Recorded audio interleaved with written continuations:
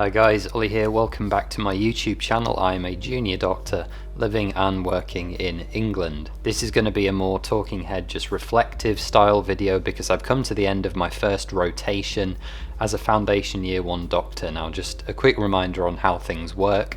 Across your foundation years of training, the intention is that you do 6 different jobs across a range of medical and surgical and community specialties.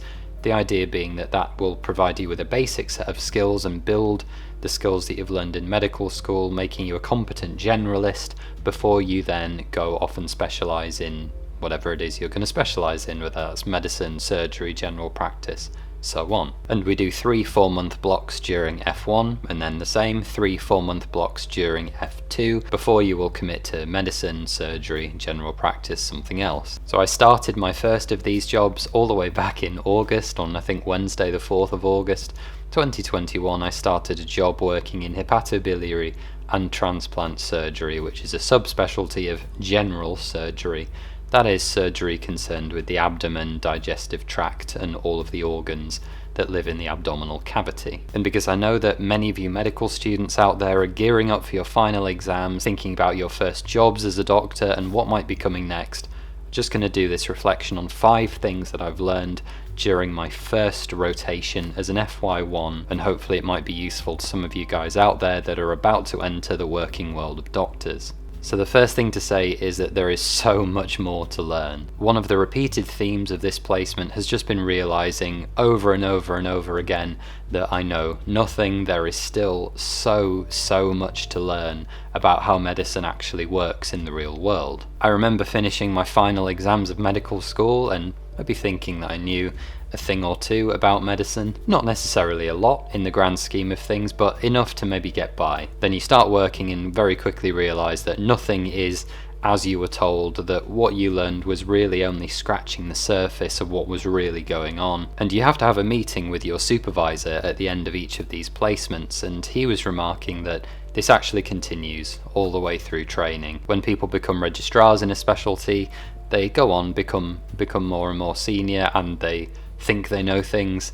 And he was saying when you become a consultant, you realise that you actually know nothing. And this process just seems to repeat ad infinitum until essentially, I guess, you are an experienced consultant, at which point there will still be things that you don't know. To build on this, I just wanted to make the point that medicine and surgery in the real world is just really complicated. So let's say that someone goes into acute kidney injury, right, which is deranging all of their electrolytes. Logic would dictate that you give them fluids to help the kidneys recover, but you can't do that in this patient because they've also got heart failure. This patient is also nil by mouth due to gastric outlet obstruction from the stomach cancer that they've come in with. So now they're going to spend day after day after day tied to a drip stand, not really able to do anything, all the while having very small boluses of fluid so that we don't tip them too far and worsen their problems. Or you have chronic stays, people that are so riddled with pancreatitis that they're with us for months and months and months. Because they're in hospital for months, they have a chronic health problem, they become depressed, and they then become incredibly anxious about going home. In fact, the support that would allow them to get home is not actually in place anymore, so they have to wait more time in hospital while physiotherapy, occupational therapy assessments are done, packages of care can be put in place, and a lot of these people just have a very miserable time, all the while dealing with the pain and stress that comes with having pancreatitis. The medicine isn't the hard part in a lot of these cases, it's actually facilitating people being able to go home safely that is the major challenge. The second thing to say is that more so than I think I ever realised, your colleagues really are the key to your success and surviving the placement. And it's been wonderful to be able to work as part of a team. I've said it before and I will say it again. One of the fatal flaws, I think, of modern medical education is that medical students are never ever integrated properly into part of a medical team. It's lots of little tiny piecemeal placements, lack of continuity, and no real relationship with the people that are teaching you. My team on this placement has consisted of me, 3 or 4 other junior doctors, you'll usually be at work with 1 or 2 of them on any given day, 2 absolutely amazing physician associates who basically keep the department running, and a handful of registrars. And one of the great things about that is that there's always someone around to learn something from and someone to ask for advice. And again, it's an obvious thing to say, but exams don't reflect reality. In the real world, if you don't know what you're doing or you don't know the answer to something, you can ask somebody sat around. I'm not sure how to manage this patient, can you give me some advice? I'm not sure what the dose is for this, especially given my patient's renal problems. Do you have any advice? And that doesn't have to be a medic or a PA either. We have specialist nurses, dietitians, pharmacists, sonographers, vascular access specialists. Often the simplest way of solving a problem is ask the specialist professional nearby. Now, the third thing that I want to talk about is a bit more of a downer, unfortunately, and that is that protected things are often not actually protected. So what do I mean by that? Well, this has actually been a really frustrating element of my first job for me, because if you are prone to kind of rule following and following guidelines, which obviously most medical students are and are when they become doctors, this can actually generate a lot of anxiety if you are not able to follow those rules and guidelines as you should. And the main one of these issues for me revolved in not being able to attend the teaching, which we have to as junior doctors. Basically, we have weekly teaching, which you have to attend a minimum number of sessions of in order to pass your ARCP, your annual review of competency progression. And this is basically a tick box which allows us to pass from F1 into F2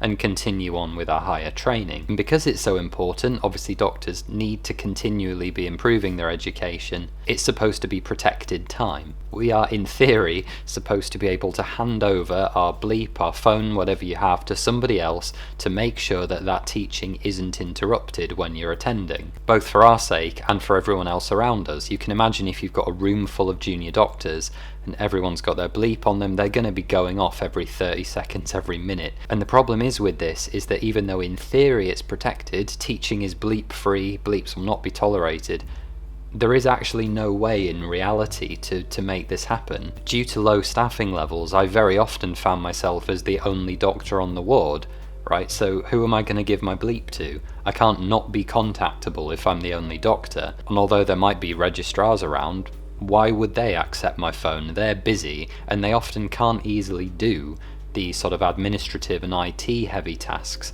that would be given to the juniors. They're not interested. So often I find myself either not able to attend at all, which is really annoying, or having to answer my bleep during teaching and then get the odd glare from the consultant, which isn't something you enjoy. And this is also true of what's called our SDT, or sort of self-directed development time or something like that, which amounts to half a day a month, which is meant to be protected and yours either for academic work, audit, portfolio, or theatre time in the case of surgical placement. This was my only surgical job for my foundation years, so obviously I was excited about being able to use this to get to theatre, especially in a specialty like transplant surgery, which is really niche and interesting. Safe to say though, the wards were always too busy for me to ever take this time. I think I've managed to get to theatre about 5 times in the last 4 months, which is a real shame, especially as someone who wants to do surgery. And what it means is that I'm going to be coming in on my days off at weekends in order to boost my case numbers, because you need those case numbers to get into training.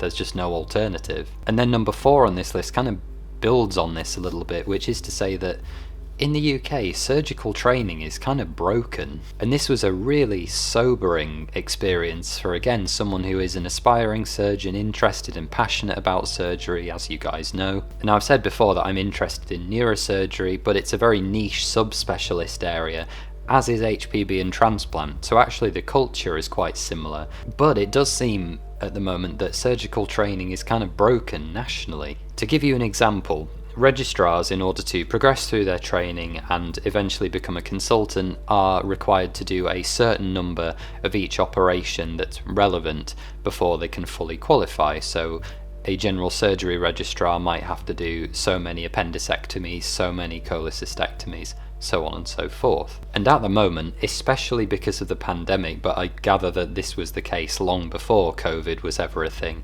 registrars are scrapping against each other for operating lists, desperate to try and get those numbers. We have these dedicated senior clinical fellow posts, which are for registrars in this position to try and boost their case numbers with protected theatre time.